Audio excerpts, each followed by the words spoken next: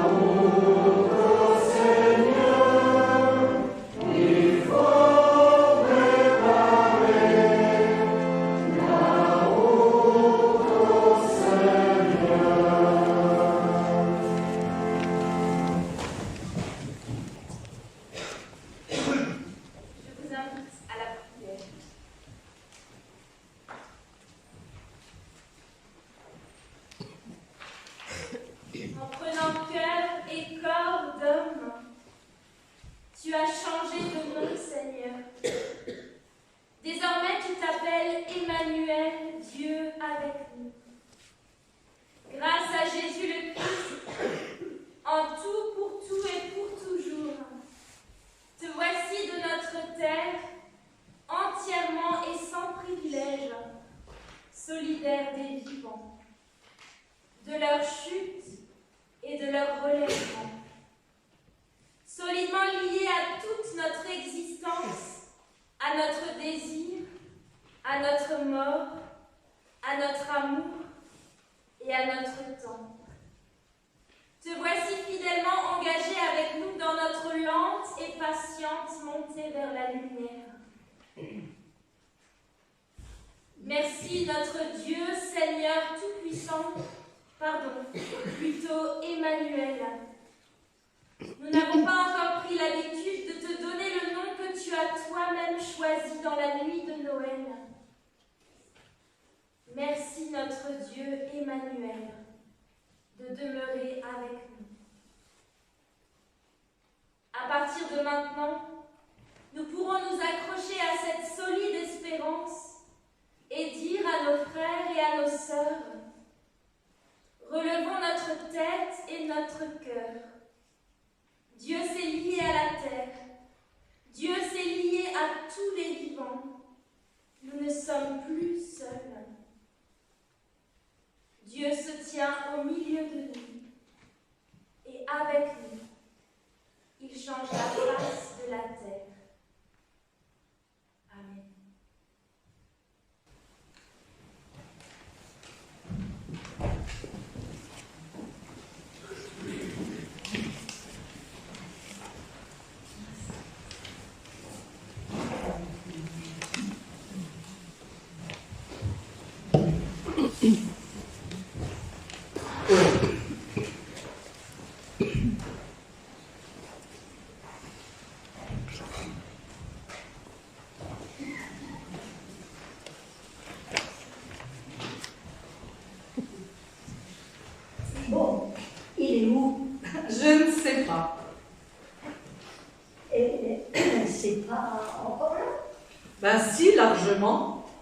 il devrait être déjà là. Alors, on attend encore un peu. C'est pas possible. Les gens sont déjà là, le sapin est installé, bien décoré, merci au conseil municipal, mais il n'y a toujours pas de crèche. Ce n'est pas sérieux. On avait rendez-vous pour préparer la crèche ensemble. Et il n'est toujours pas là. Tu as apporté ce qu'il faut. Eh ben, oui, regarde. J'ai bien apporté les santons, comme prévu. Moi aussi, j'ai apporté ce qu'il m'a demandé, mais je n'ai pas trop compris ce qu'il compte faire avec. C'est quoi? Oui, étonnant, non? C'est Noël qu'on prépare, pas le dimanche des rameaux.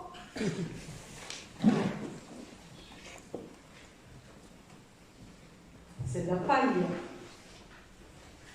C'est la paille qu'il faut mettre dans la crèche, pas les rameaux. C'est ce que je me suis dit aussi. D'ailleurs, j'ai eu bien du mal à en trouver en plein hiver. Évidemment. Mais je me demande bien ce qu'il mijote. Je crois qu'il arrive.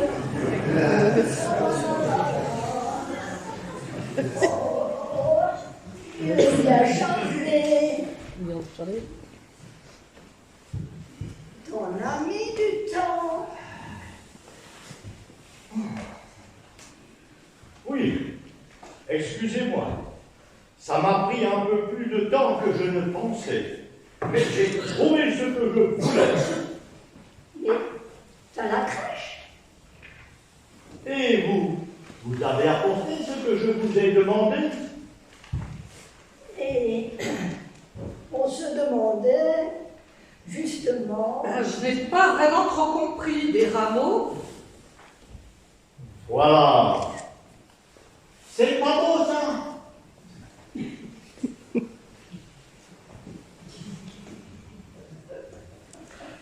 Comment dire, tu es sûr que tu ne t'es pas trompé?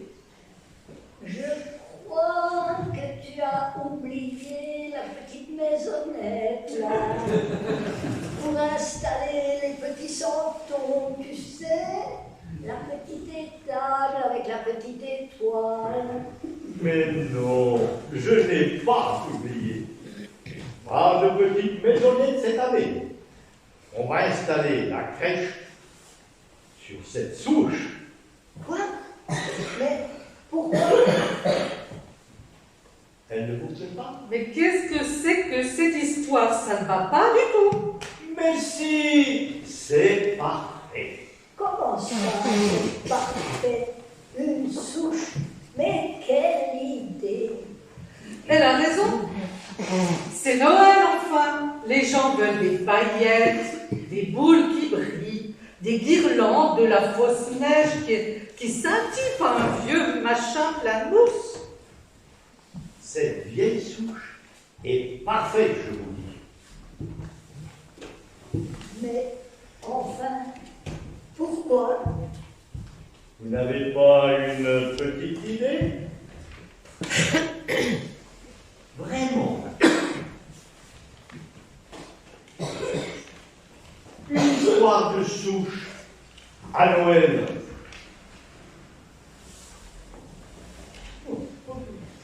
Un vieux tronc.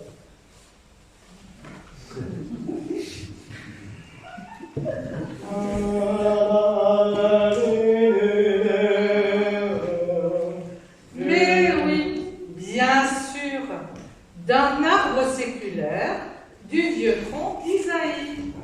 Durant l'hiver austère, un frère rameau jaillit. Un rameau. Voilà, je comprends maintenant pourquoi tu m'as demandé d'apporter des rameaux. Il est beau ce cantique de Noël. C'est vrai. Tout le monde connaît la mélodie. On peut même l'entendre au supermarché en cette saison. Mais les paroles, elles sont sans doute un peu moins connues. On pourrait le chanter. Ah par hasard, la chorale l'a apprise. Mais oui, comme par hasard. Comme si c'était prévu. Venez, écoutez bien.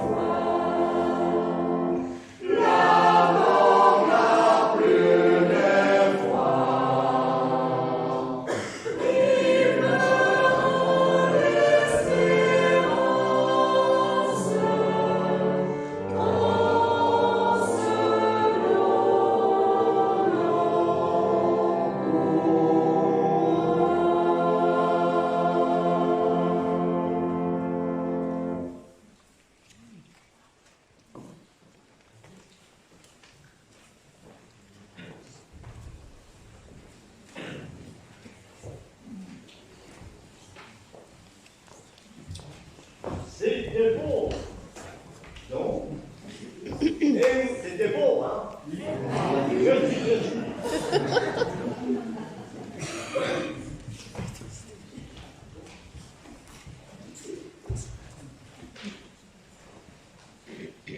Alors, c'est à cause de ce cantique que tu as apporté une souche? Oui. Enfin, c'est plutôt à cause d'un passage du prophète Isaïe. Ce cantique fait référence à ce passage. On peut l'écouter? Eh, bonne idée.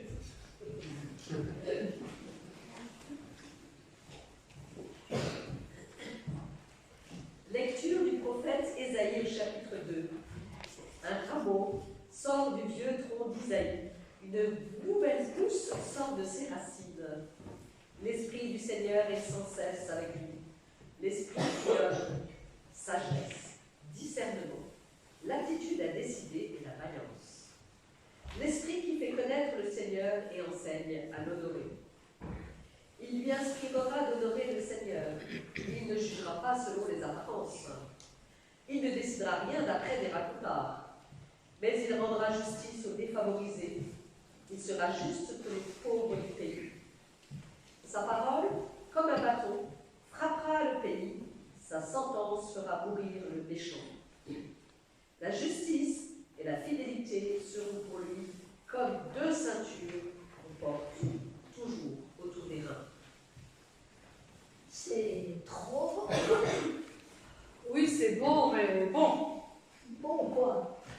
ce n'est pas très réaliste quand même. Pourquoi tu dis ça? La personne dont on parle, ici, ne ressemble à personne. Et certainement pas à ceux qui dirigent ce monde. Alors là, tu as raison. Qui dirige toujours avec justice et fidélité? Qui dirige avec sagesse et discernement? Qui ne juge pas selon les apparences et relève les pauvres? La vraie justice est son seul objectif?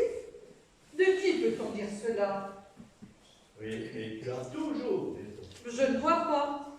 Ni parmi les dirigeants de ce monde, ni même tout près de nous, dans nos familles, dans nos villages, dans nos communautés. En effet, moi non plus.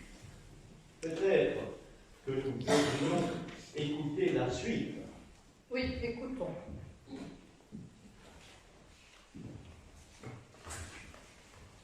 Alors, le loup séjournera avec l'agneau, la panthère se couchera près du chevreau, le veau et le lionceau se nourriront ensemble, et le petit garçon les conduira. La vache et l'ours se lieront d'amitié, leurs petits seront couchés côte à côte. Le lion, comme le bœuf, mangera du fourrage. Le nourrisson jouera sur le nid du serpent, et le petit garçon pourra mettre la main dans la cachette de la vipère. On ne commettra ni mal ni destruction sur toute la montagne qui appartient au Seigneur, car la connaissance du Seigneur remplira la terre, tout comme les eaux recouvrent le fond des mers. Ce jour-là, le descendant d'Isaïe sera comme un signal pressé pour les peuples du monde. Ils viendront le consulter, et du lieu où il s'établira rayonnera la gloire de Dieu.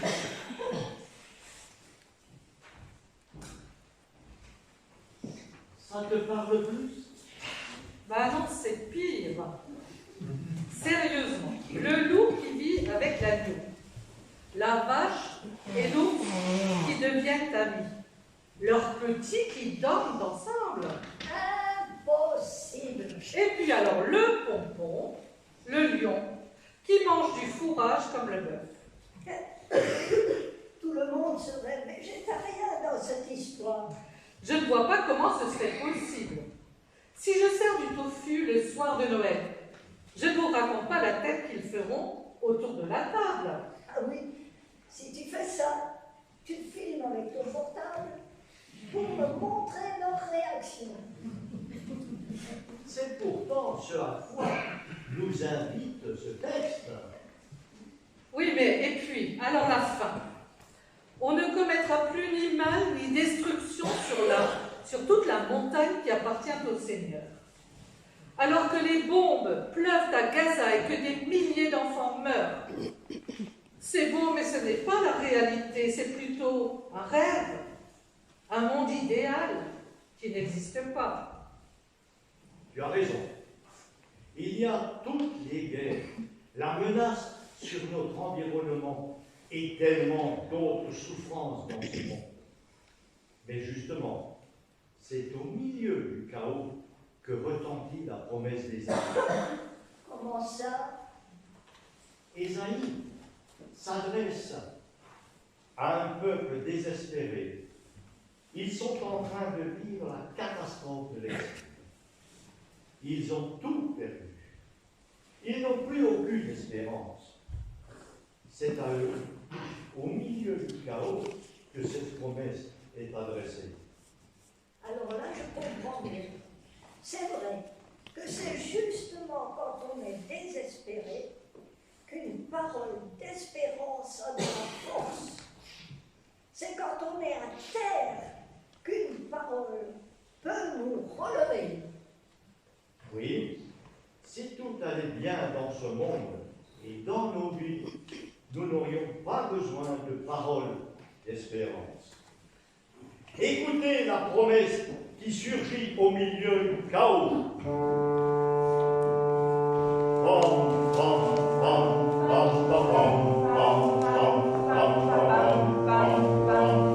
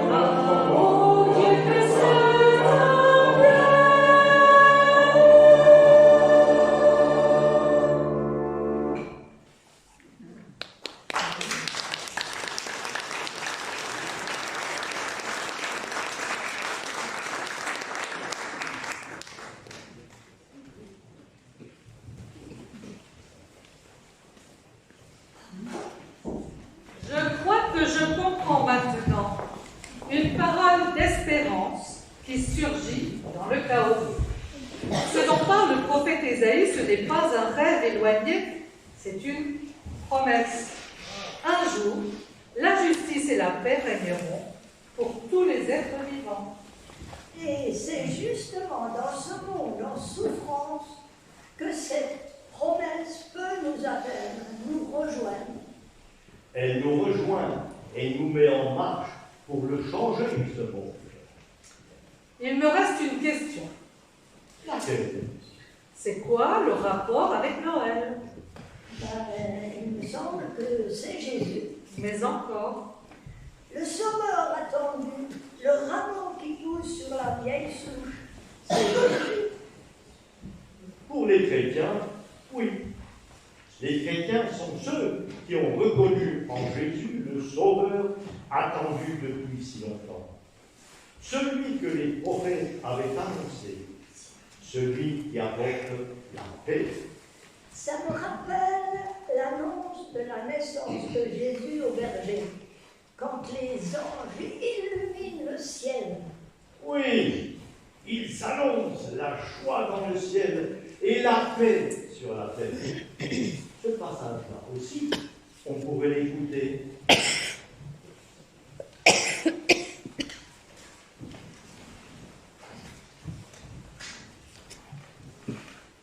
Lecture de l'Évangile selon Luc au chapitre 2. Dans cette même région, il y avait des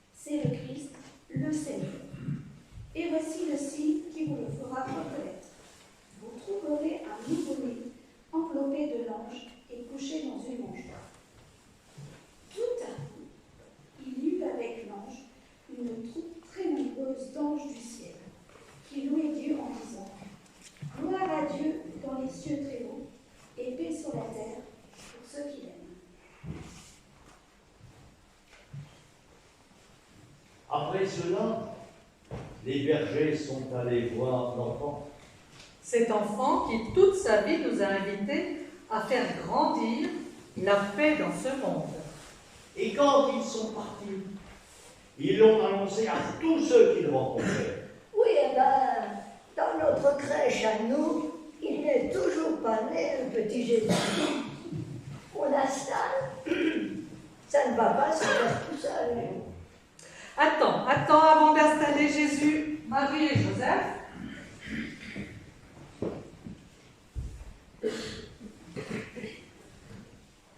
Qu'est-ce que c'est que cela?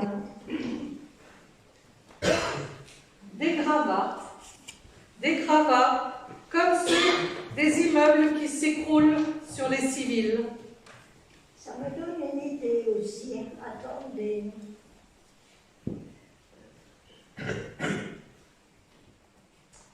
Un mouchoir, Ah oui, il représente toutes les larmes de nos vies. Les larmes de joie et les larmes de tristesse.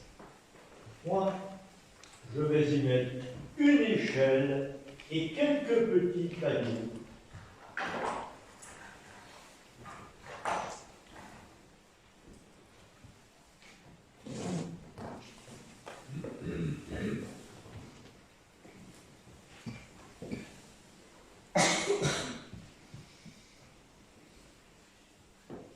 Il représente les chemins de nos vies avec tout ce que nous traversons. C'est là qu'on met Jésus. Oui, puisque c'est de là qu'il vient, dans notre monde tel qu'il est, dans nos vies telles qu'elles sont.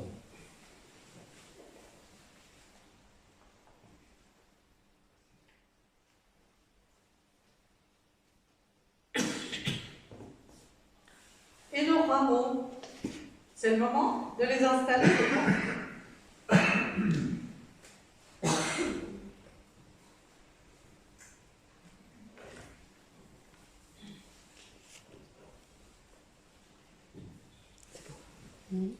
Oui, le monde est comme cette vieille souche. À point, on dirait que tout est mort, qu'il n'y a plus d'espérance. Mais Dieu dit, regardez, il y a encore un rameau qui pousse. La mort n'a pas gagné. La vie est toujours possible. Puisque Jésus est né, il vient comme une lumière qui éclaire nos nuits. Tu as raison. Il faudrait encore y ajouter de la lumière.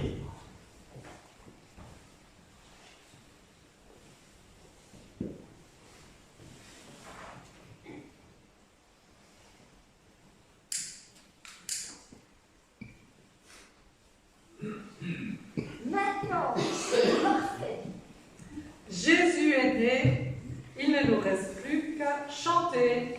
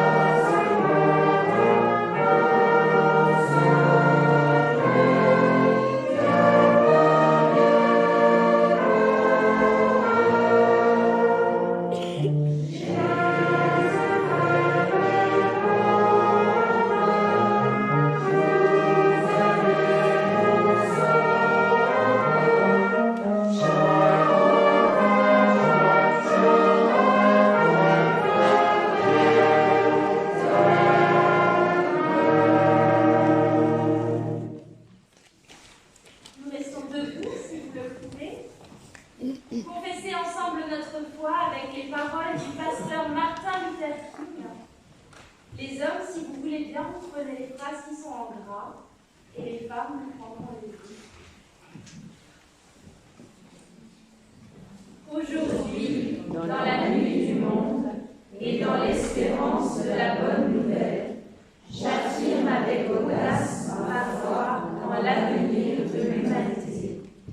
Je refuse de croire que les circonstances actuelles rendent les hommes incapables de faire une terre meilleure.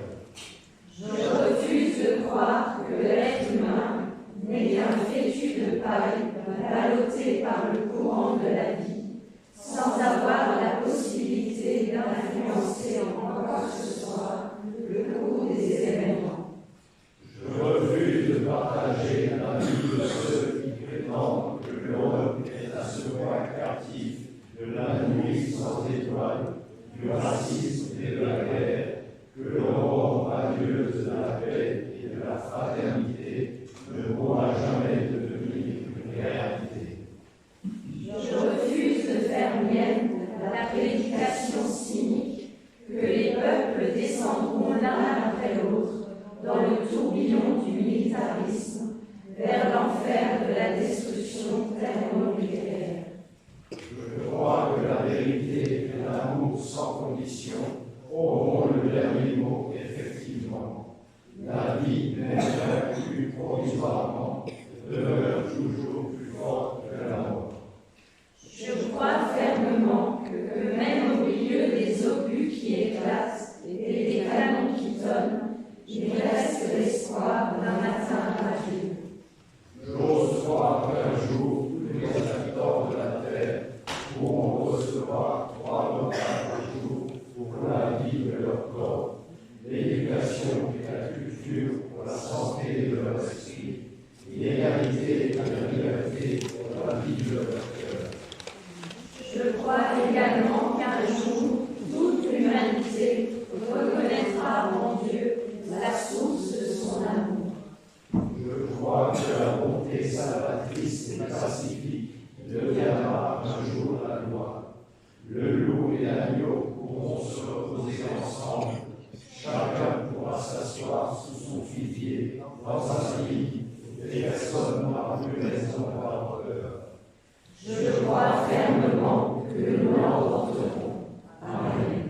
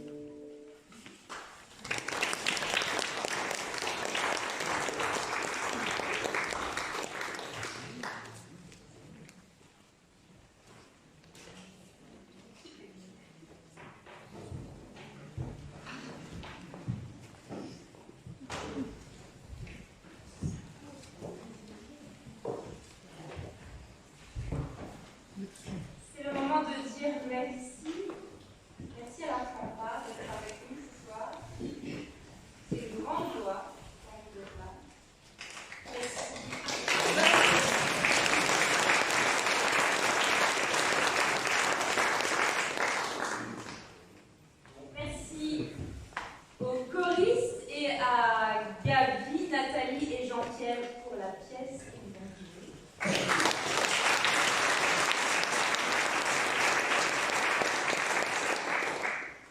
Merci à Gabi et Nadine qui est là aussi pour la réalisation de cette souche qui est en carton. Elle est réussie, hein? On peut les donner.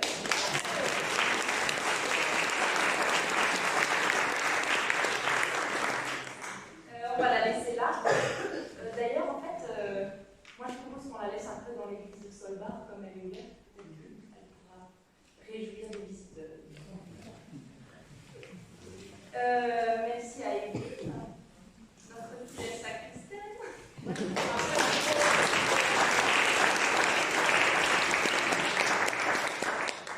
Merci à celles et ceux qui m'ont installé des pots de sapin et du feu. Je ne sais pas qui a fait du feu. Ah bah voilà.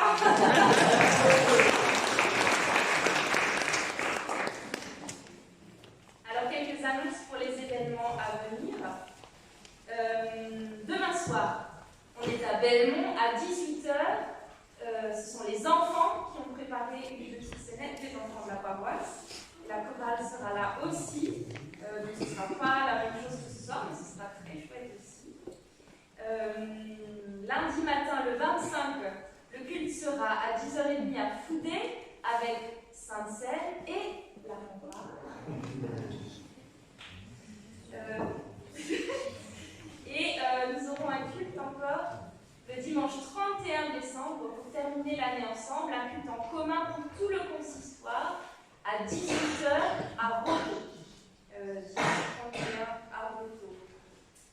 Voilà pour les événements de la paroisse. Je suis chargée de la part de la commune de vous inviter toutes et tous chaleureusement à la mairie tout à l'heure pour le vin chaud. Et maintenant, on va recueillir votre offrande et les enfants qui sont là peuvent s'avancer, les enfants de soldats, pour recevoir.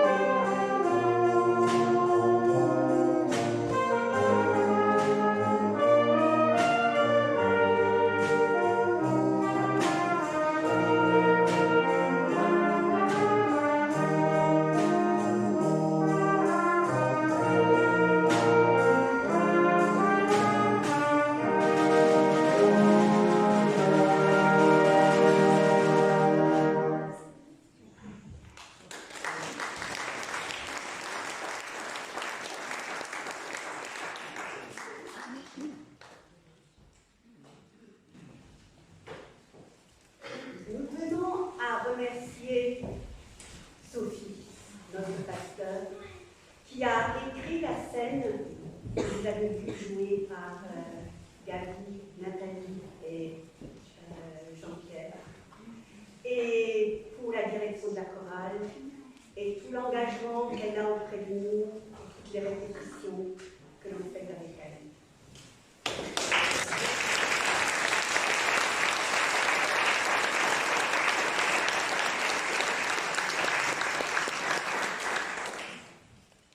Et nous vous invitons maintenant à écouter la prière d'intercession qui sera entrecoupée, comme c'est écrit sur vos feuilles, par le chant « Toi qui es lumière, toi qui es l'amour, mets dans nos ténèbres ton esprit d'amour. »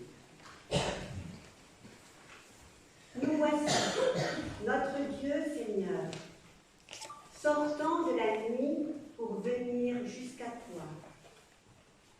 Au temps où le découragement vient à profusion à cause de la guerre, où chaque nation reste pour soi, à cause de l'égoïsme en moi, nous voici, pèlerins obstinés d'espérance, pour te supplier.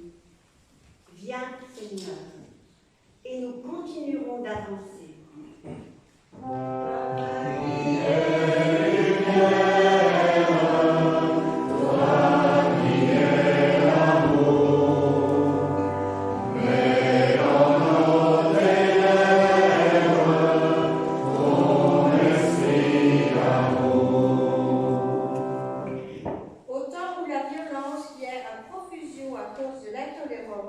À cause du respect mis de côté, nous voici, pèlerins obstinés de douceur pour te supplier. Viens, Seigneur, et nous continuerons à pardonner.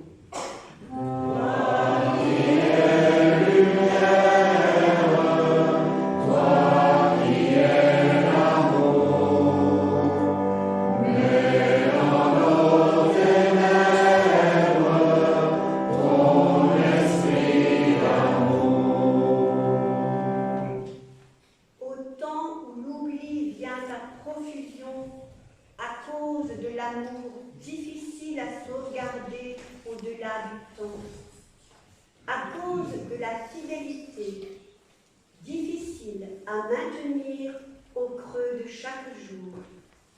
Nous voici, pèlerins obstinés de tendresse, pour te supplier. Viens, Seigneur, et nous continuerons à nous donner pour le bonheur de nos frères. Toi qui es lumière, toi qui es l'amour, mets dans nos ténèbres ton esprit d'amour. Au temps où le doute vient à profusion à cause de la foi qui ne sert à rien, nous quittons. Nous voici, pèlerins obstinés de Dieu, pour te supplier. Viens, Seigneur, non pour régler les problèmes de la terre, mais pour marcher avec nous. Toi qui es lumière, toi qui es l'amour, mets dans nos ténèbres ton esprit d'amour.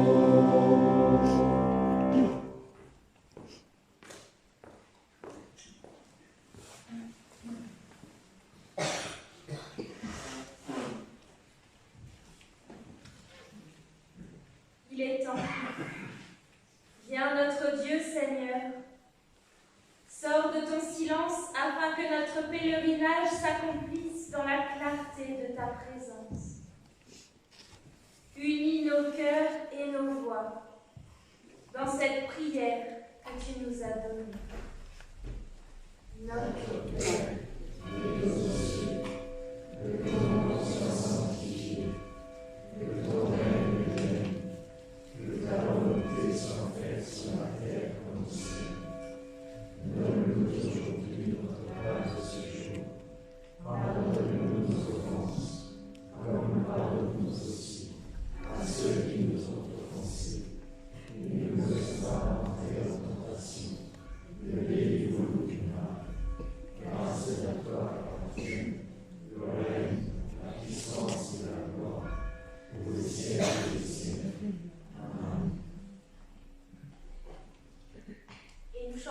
coffre le dernier cantique.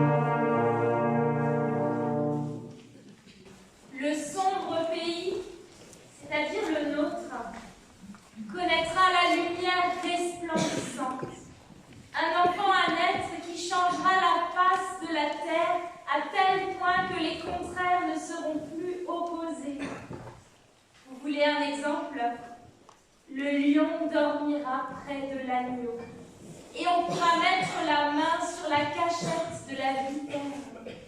Dieu rassemblera les siens, c'est-à-dire tous les humains, et les plus faibles, il les prendra sur son cœur. Il essuiera toutes les larmes et éloignera la mort. Il y aura une telle nouvelle et surtout, à jamais, Dieu sera avec lui. C'est Dieu qui l'a promis. Recevez sa bénédiction.